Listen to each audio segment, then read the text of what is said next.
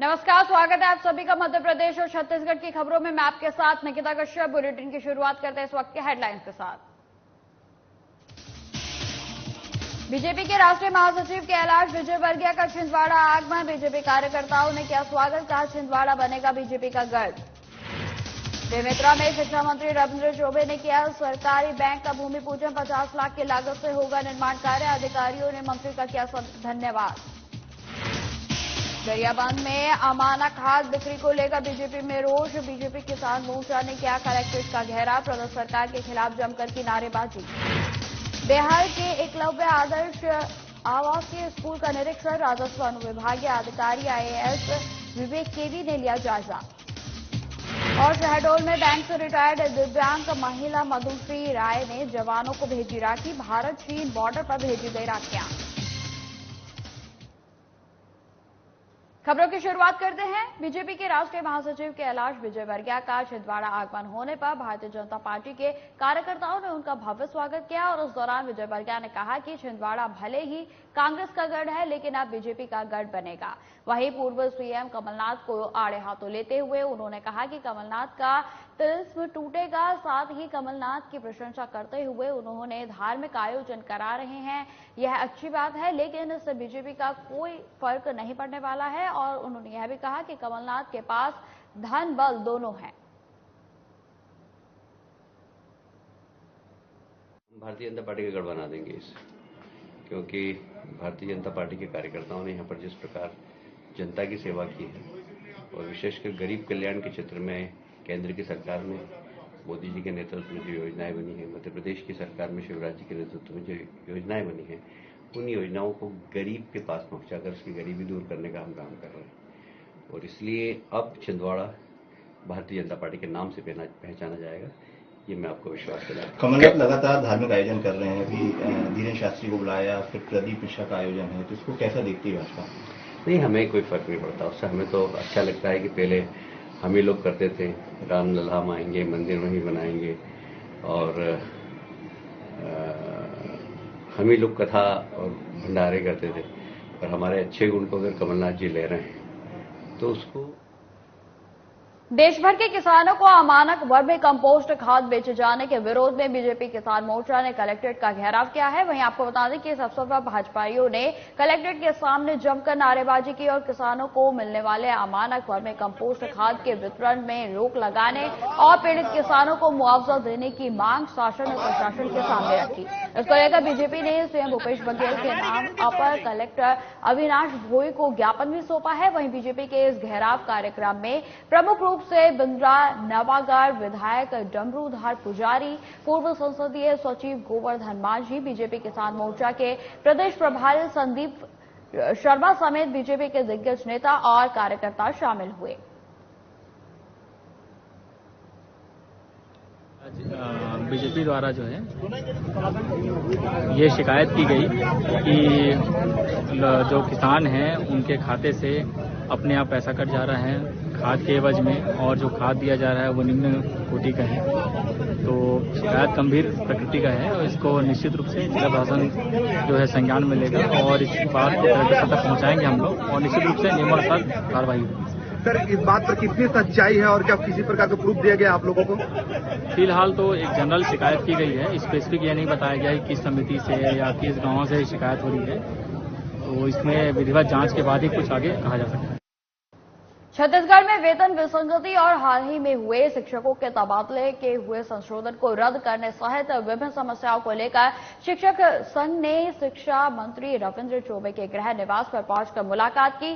साथ ही इन सभी मामलों का त्वरित निराकरण करने के लिए ज्ञापन सौंपकर निवेदन भी किया गया। वहीं आपको बता दें कि इस दौरान शिक्षकों ने बताया कि प्रदेश में वेतन विसंगति को लेकर काफी पहले से मांग की जा रही थी और हाल ही में शिक्षकों के तबादले में हुई गड़बड़ी को लेकर सरकार का सख्त रवैया अपनाते हुए कई अधिकारियों पर कार्रवाई करते हुए तबादलों में मूल स्थान को संशोधन कर तत्काल प्रभाव से निरस्त कर दिया गया है, जिससे प्रभावित शिक्षकों ने शिक्षा मंत्री से मिलकर इसके बारे में राहत के लिए ज्ञापन सौंपा है।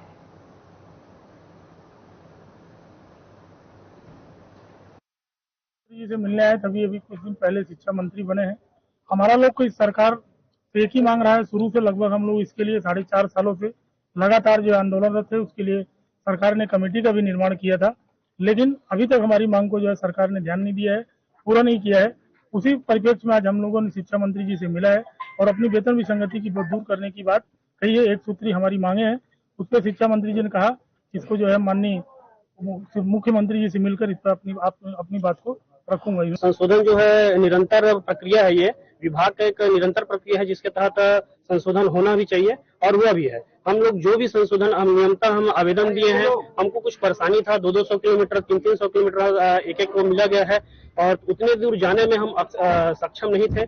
इसलिए हमने निवेदन किया है कि हम इसमें शिक्षकों का कहीं भी कोई दोष नहीं है, उनका संशोधन जो है वो निरस्त नहीं होना चाहिए, यथावत रहना चाहिए। हम निवेदन किए हैं और अभी तक ऐसा कुछ। अब खबर कोंडागांव से है, जहां पर आदिम जाति और अनुसूचित जाति विकास, अन्य पिछड़ा वर्ग और अल्पसंख्यक विकास विभाग मंत्री मोहन मरकाम के द्वारा अपने विधानसभा में पेयजल के लिए पानी के टैंकर का वितरण किया गया। आपको बता दें कि ग्रामीणों ने अपने मंत्री को आवेदन देकर गांव में सार्वजनिक कार्यक्रम के लिए पानी के टैंकर की समस्या बताकर मांग रखी थी। वहीं आपको बता दें कि ग्रामीणों की मांग को देखते हुए मंत्री ने समस्या का तत्काल समाधान करते हुए दर्जनों ग्राम पंचायतों में पानी के टैंकर का वितरण किया है और उस दौरान पानी का टैंकर पाकर ग्रामीणों ने मंत्री मोहन मरकाम को धन्यवाद देकर खुशी जाहिर की।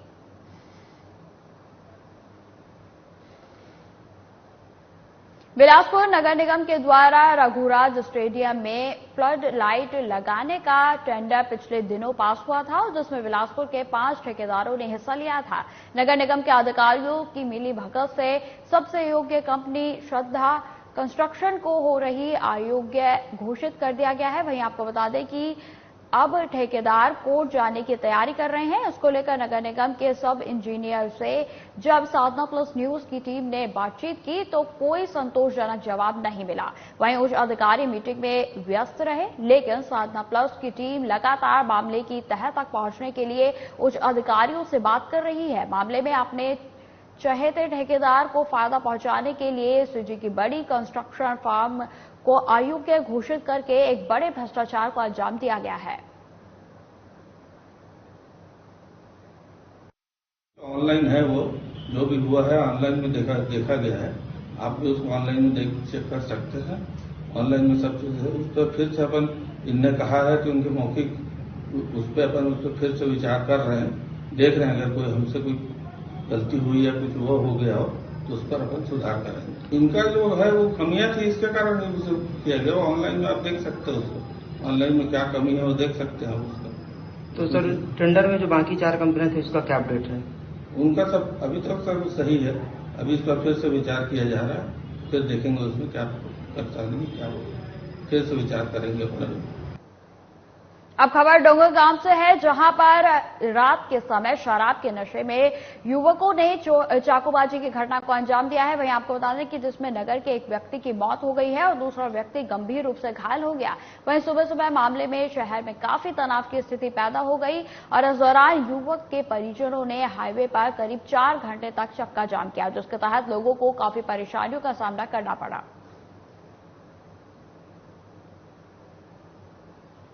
अंतर्गत शनि मंदिर के पास में ये जो मृतक है शेखर डीवर और एक और इसका फ्रेंड था डीवर, वो दोनों वहाँ पे थे और कुछ शराब वराब पी रहे थे। उसमें आरोपी सूरज रुपलानी ने बोला क्यों शराब पीते हो, उसके बारे में थोड़ा सा बात हुई, थोड़ी सी लड़ाई झगड़ा हुआ, जिसके चलते आरोपी अपने घर से एक धारदार चाकू लेकर आया और फिर उसके बाद उसने इनके ऊपर हमला किया, जिससे मृतक का देहांत हो गया और एक को चोट लगी है और वो पेंड्री अस्पताल में है। अब खबर सीहोर से है, जहां पर दिन दिहाड़े चोरी की वारदात जो है वो सामने आ रही है। बताया जा रहा है कि महेश्वरी कॉलोनी में एक परिवार के कुछ लोग दिन में कहीं समारोह में गए हुए थे और वहीं पीछे से कुछ युवकों ने घर में रखी अलमारी का ताला तोड़कर चोरी की घटना को अंजाम दिया और सोने चांदी के जेवर व नकदी पर हाथ साफ किया है। वहीं आपको बता दें कि समारोह से लौटने के बाद देखा तो परिवारजनों ने चोरी की शिकायत पुलिस को की, जिसके बाद पुलिस ने एक टीम का गठन करके आरोपियों की तलाश शुरू कर दी है, जहां सीसीटीवी फुटेज के आधार पर पुलिस ने एक युवक को गिरफ्तार भी किया है, जिसने पूछताछ में चोरी करना भी स्वीकार किया है। फिलहाल पुलिस आरोपी से पूछताछ करने में जुटी है। साथ को कस्बा इछावर में जो अभी महेश्वरी है, इनके घर में भाग गए हुए थे। तो इनके घर में लगभग दिन के 1 बजे के आसपास कुछ 2 चोरों ने चोरी की वारदात को अंजाम दिया था, जिससे पूरे क्षेत्र में सनसनी मच गई। इसमें तुरंत पुलिस अधीक्षक महोदय के आदेश अनुसार के मार्गदर्शन में टीम गठित की गई, जिसमें थाना प्रभारी उषा मरावी, अजय, इनकी टीम लगी और अलग अलग डायरेक्शन में कैमरे और अनेक तकनीकी माध्यम से जांच की गई, जिसमें पता चला कि 2 चोर थे, जिसका कैमरों के माध्यम से सर्च करा तो भोपाल तक ट्रैक किया। फिर वहाँ पर जाके पड़ताल की गई तो पता चला कि सीहोर का एक राज ठाकुर था और एक विकास राजपूत था, इन्हें चोरी को अंजाम दिया। चोर काफी शातिर थे, जिन्होंने रास्ते में कपड़े भी बदले और पुलिस को गुमराह करने के लिए बार बार फोन पे बात करने की एक्टिंग भी की। परंतु जब उससे सख्ती से पूछताछ की गई तो राज ठाकुर को यहाँ से अरेस्ट किया गया कल, तो जिसने बताया कि हमने और विकास ने साथ में चोरी की थी, जिसमें चोरी का सोना था लगभग तोला सोना था। जो खबर सीहोर से है, जहां पर पुलिस अधीक्षक मयंक अवस्थी, अतिरिक्त पुलिस अधीक्षक गीतेश गर्ग की ओर से गुंडों के खिलाफ बड़ी कार्रवाई की गई है। इस दौरान पुलिस ने श्यामपुर के हत्या का प्रयास करने के जुर्म में एक आरोपी को गिरफ्तार किया है। आपको बता दें कि आरोपी ने एक युवक के गले पर ब्लेड से वार किया था और जिससे युवक गंभीर रूप से घायल हो गया था। वहीं युवक को सिविल अस्पताल में भर्ती करवा दिया गया था। फिलहाल पुलिस ने आरोपी को गिरफ्तार कर जेल भेज दिया है और आगे की कार्रवाई भी शुरू कर दी गई है।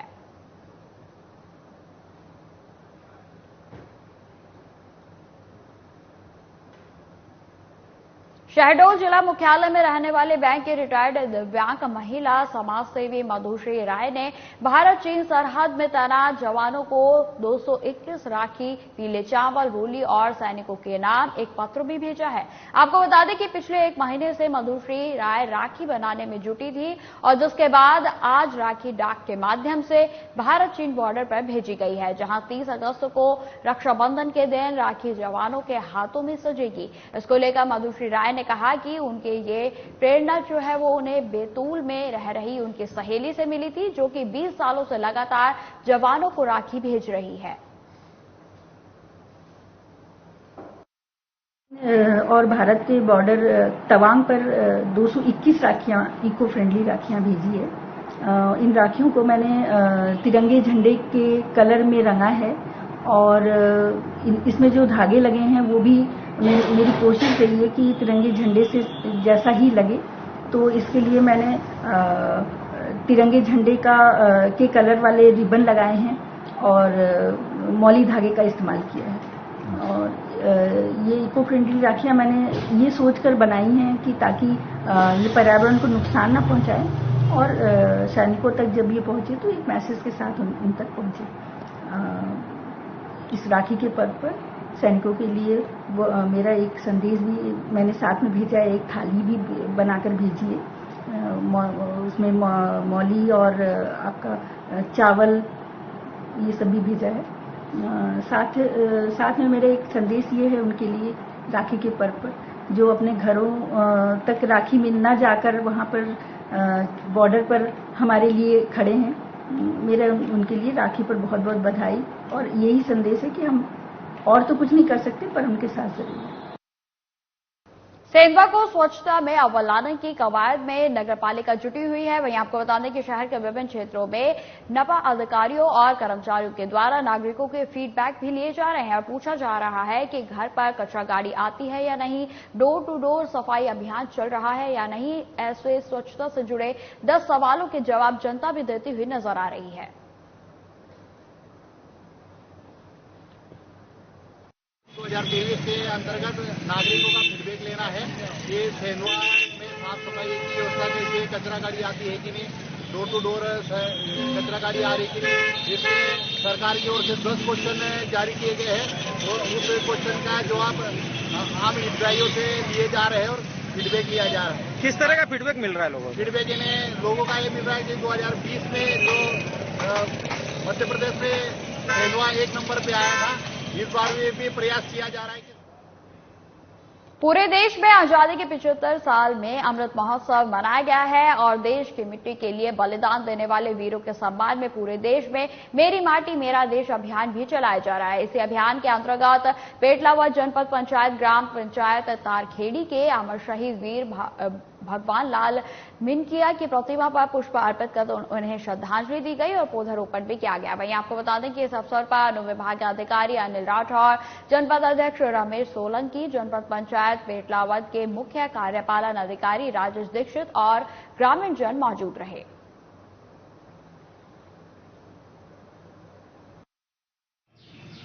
अमृत महोत्सव के 75 वर्ष 15 अगस्त को पूरे होने जा रहे हैं और आज 9 अगस्त को पूरा देश मेरी माटी मेरा देश के इस कार्यक्रम को हमारे पेटला जनपद के अंदर 77 पंचायत में मनाया जा रहा है, वैसे कि पूरे देश में मनाया जा रहा है। वहां पे हमने जो हमारे तारखेड़ी गांव से भगवान दास मिंडकिया जी ने हमारे देश के बॉर्डर पे जिन्होंने त्रिपुरा में सतत उन्होंने सेना के रूप में सेवा दी देश के लिए और वो शहीद हुए, तो उनके तारखेड़ी में उनकी जो वहां पे अनावरण मूर्ति है उस पे जाके हमने नमन किया।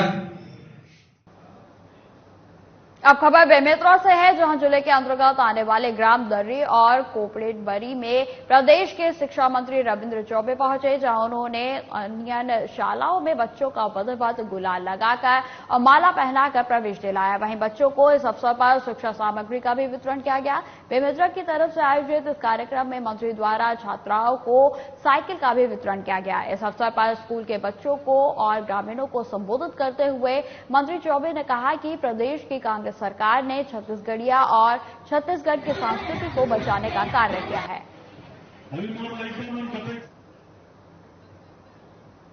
गवर्नमेंट हायर सेकेंडरी स्कूल का शुभारंभ हुआ और बच्चों के साथ साथ किसानों से बात करने का अवसर मिला।